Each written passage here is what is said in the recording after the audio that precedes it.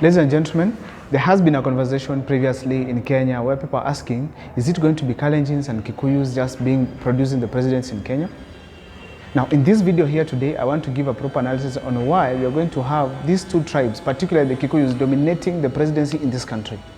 If this is the first time you are watching this video, kindly make sure that kindly make sure to subscribe, like and comment, because that is the best support that you can always give us.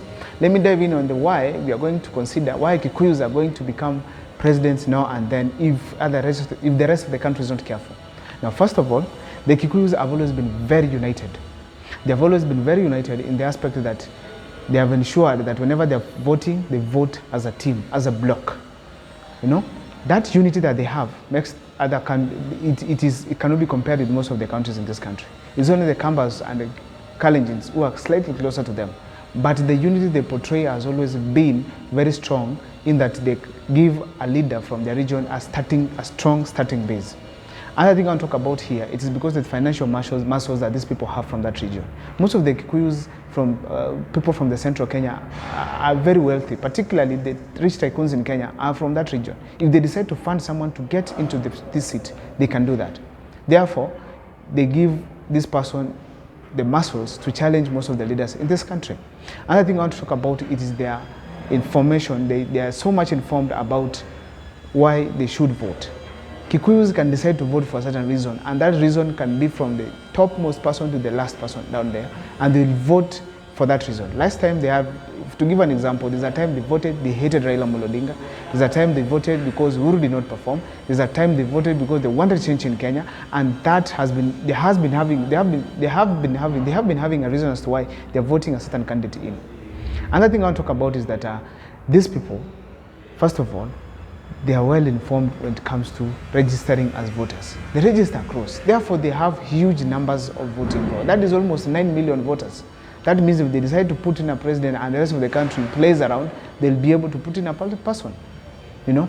Now, another reason I want to give you here is that most of the regions are not organized. They are divided. If you go to Western Kenya with huge numbers of people, they are divided. If you go to Kisii, they are divided. If you go to Coast, they are divided. This gives room for those who are united, particularly the Kikuyus now, to produce a strong leader to lead this country. Also, there are various political activities that are ongoing in the Kikuyu area, particularly in central Kenya, let me say that. These people have been constantly having political activities. The Muru 3, the Muru 4,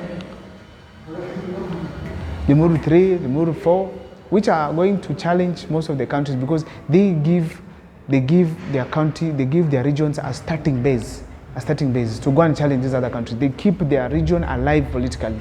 But when the other regions, regions like Western Kenya, they are still fighting among themselves.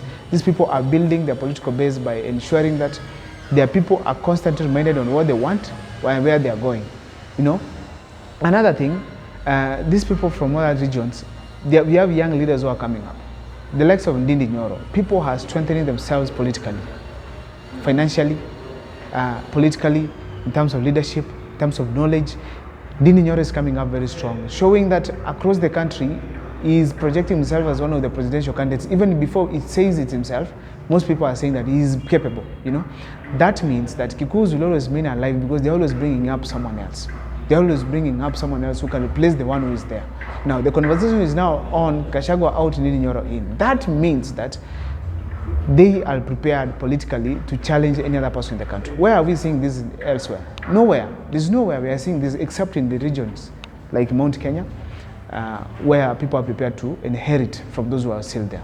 Now, lastly, I want to talk about the effect of the culture of them producing a presidential candidate. They feel like they cannot stay out of politics for a long time, out of presidency for a long time. Therefore, if they give out, it's like now to support William Ruto, they expect themselves that they are going to bring in someone else to support. So that means that the culture of producing a president has been in that region. That means they are likely to push for one of their own once again, to challenge the rest of the country. My name is Abel Mokwa. If that is your take, that is my take on this. If you have a different opinion on why you feel Kikuyus will produce another candidate, kindly drop it on in the comment section so that we keep on interacting on this platform. See you next time. Kindly make sure to subscribe, like, and comment because that is the best support you can give me.